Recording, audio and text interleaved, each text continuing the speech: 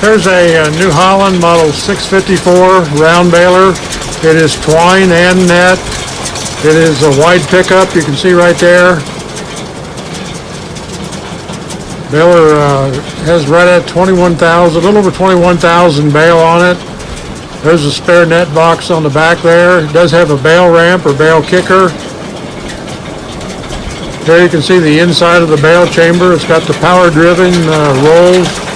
Right there on the top are the power-driven rolls that helps getting the core started. That bottom roller primarily supports the bale to keep your tension off the belts.